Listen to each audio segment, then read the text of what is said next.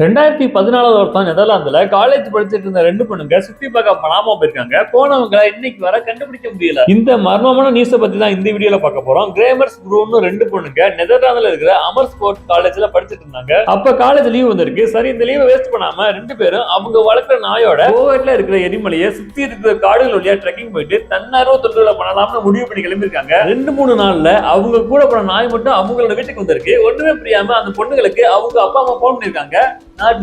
ஏதோ தப்பா இருக்குன்னு போலீஸ்ல கம்ப்ளைண்ட் கொடுக்குறாங்க. அடுத்த நாள் காலையில கிரேமரும் ப்ரூனும் எந்த காட்டுக்கு போறோம்னு சொன்னாங்களோ அங்க போய் அங்க இருக்கிற மக்கள் உதவியோட காட்டுக்குள்ள போய் வான்வழியாவும் தேடி பாக்குறாங்க. அவங்க கிடைக்கல. 6 நாள் ஆகியும் அவங்ககிட்ட இருந்து எந்த ஒரு தகவலும் வரல. அதுக்கப்புறம் டிடெக்டிவ் வந்து போலீஸ்க்கு சேர்ந்து 10 நாள் காட்டுக்குள்ள போய் தேடுறாங்க. அப்பவும் அவங்க கிடைக்கல. 5ல இருந்து 6 வாரம் ஆகுது, கிடைக்கல. அந்த சமயத்துல அந்த காட்டை சுத்தி இருக்கிற மக்களோட விவசாய நிலத்துல தொலைஞ்சு போன ஒரு பொண்ணோட பேக் கிடைச்சிருக்கு. அதுல பாஸ்போர்ட், செல்லு, கேமரா இருந்திருக்கு. அதுவரை அந்த கேஸ்ல எந்த ஒரு முன்னேற்றம் இல்லாம இருந்த இடத்துல செல்லு கிடைச்சனால அதை வச்சு கேஸை தீவிரப்படுத்துறாங்க. மொபைல சார்ஜ் போட்டு ஓபன் பண்ணா அதுல அவங்க காணாம போன நாள்ல போலீஸ் எமர்ஜென்சி நம்பருக்கு 112 தடவை கால் பண்ணிருக்காங்க. காட்டுக்குள்ள சிக்னல் இல்லாதனால கனெக்ட் ஆகல. அதுக்கப்புறம் சார்ஜ் இல்லாம ஆஃப் ஆயிருக்கு. கேமரால இருந்த போட்டோல கிரேமர்ஸோட தலையில அடிபட்டு ரத்த வர மாதிரி இருந்திருக்கு. ஆனா அதை வச்சு அவங்களுக்கு என்ன நடந்திருக்குன்னு கண்டுபிடிக்க முடியல. அப்படியே 2 மாசம் கடந்து போக அப்பதான் ஒரு முக்கியமான சம்பவம் நடக்குது. அந்த காட்டு பகுதியில ஒரு ஏரி இருந்திருக்கு. அதுல ஒரு மனிதனோட இடுப்பு எலும்பும் கால் எலும்பும் வந்திருக்கு. அதை எடுத்து டெஸ்ட் பண்ணி பார்க்கும் போது தெரிஞ்சிருக்கு அது கிரேமர்ஸ் ப்ரூனோட எலும்புகள் தான். ஆமா, அவங்க இறந்துட்டாங்க. ஆனா அவங்க எப்படி இறந்தாங்கன்னு இன்னைக்கு வரை கண்டுபிடிக்க முடியல. இது ஒரு மர்மமான கேஸாவே இருந்துட்டு இருக்கு.